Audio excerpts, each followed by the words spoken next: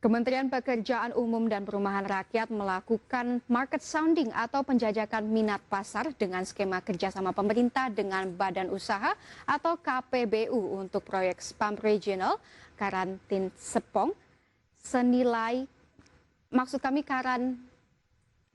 Karian Serpong senilai 2,21 triliun rupiah. Hal tersebut dilakukan untuk menjaga optimisme dan kesinambungan pembangunan infrastruktur di tengah ketidakpastian ekonomi akibat pandemi COVID-19.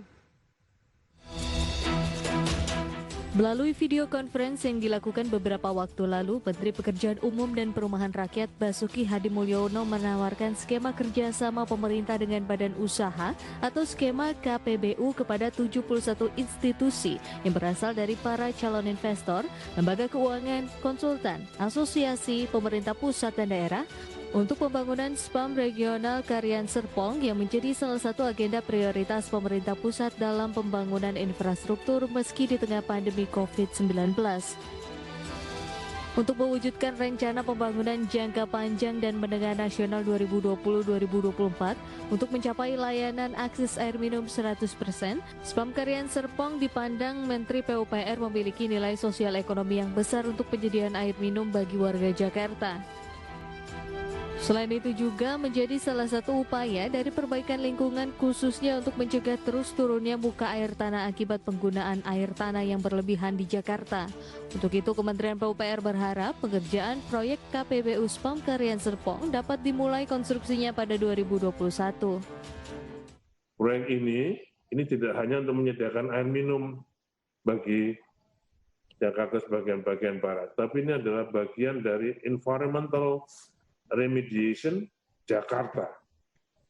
Artinya ini bagian dari NCICD. Ya, kalau Bapak sekalian, NCICD itu adalah untuk environmental remediation untuk mencegah penurunan tanah di Jakarta. Salah satunya proyek ini. Hanya kalau proyek ini nanti selesai, kita baru bisa menyetop orang untuk tidak memakai air tanah.